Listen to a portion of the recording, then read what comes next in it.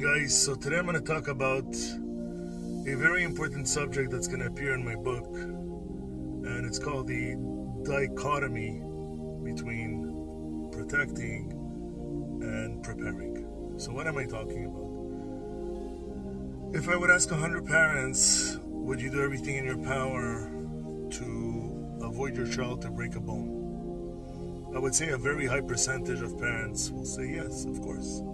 Who wants to see their kid break a bone, Let's say I would ask the parents another question. For example, would you do everything in your power to avoid your kid get a concussion? Obviously, the percentage would be much higher. If you notice, I didn't give any numbers. I didn't say 80%, 90% because I wouldn't know, but I'm assuming, using common sense, that much higher percentage would do everything for their kid not to get a concussion. Lastly, if I would ask the parents, would you do everything to avoid your child to fail? And obviously, another great percentage of parents would be like, of course, I would never let my kids fail, and I would do everything in my power for my kids not to fail. As a parent myself, as a coach, you always want to protect your children. You always want to protect your players. You want to make sure that they don't get hurt. You want to make sure that they all succeed, that they're happy, and that they live a good life, Now, let's talk about preparing.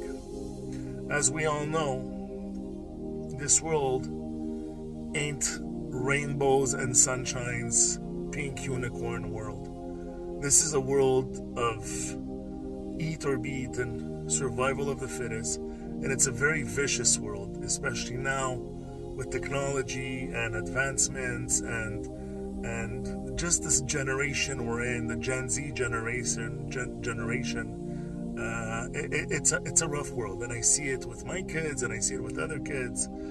So what do we do? And instead of overprotecting them, which will cause an over-fragilization of them, whether it be physical, mental, spiritual, we should give them some slack. We should prepare them in the event where you're going to play sports.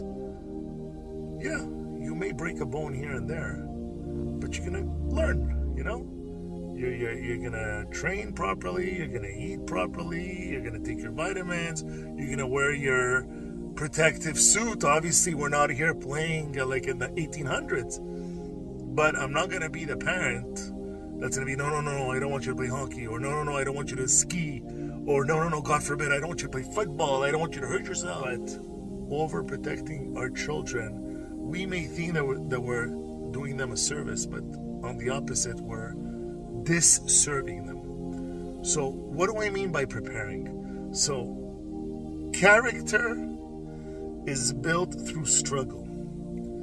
Someone builds morals, values, and beliefs, obviously in the warmth of his home with his parents, mom and dad, and siblings, and grandparents, and uncles and aunts. But once you get into the real world, it's not mommy and daddy anymore. Mommy and daddy can't be there for their kids. At some point, they're gonna have to wake up. It's gonna be a rude awakening. So what is the answer? Do we protect or do we prepare? Do we over-fragilize or do we risk it all? And like the great philosopher Maimonides would say, it's down the middle. Meaning that you can take your son or your daughter to a certain extent. Let's say the halfway mark. And you let the kids themselves take the other half and let them learn. Let them see what's there. Let them make mistakes. I tell my students, whether it be my scholars or athletes, I tell them I love mistakes. I never want a child to come to see me, to see Coach Avi, and be anxious and be nervous and stressed because he's afraid of making mistakes. No, it's by making mistakes that you learn, that you get better, that you know what you have to work on, what strategy to employ, what function, what executive function you have to work on. So by having all these tests and struggles and tribulations and challenges and obstacles, that child that will become an adolescent and an adult will have enough tools and enough baggage to be able to face the real world, that won't care about his feelings. And I'm the last coach to coddle. I'm the last coach to be very soft and understanding. No. I may understand, but I don't forgive. You're still going to do your laps. You're still going to do your suicides. You're still going to do your essay. You're still going to do your test review. Because I'm preparing you by protecting you from the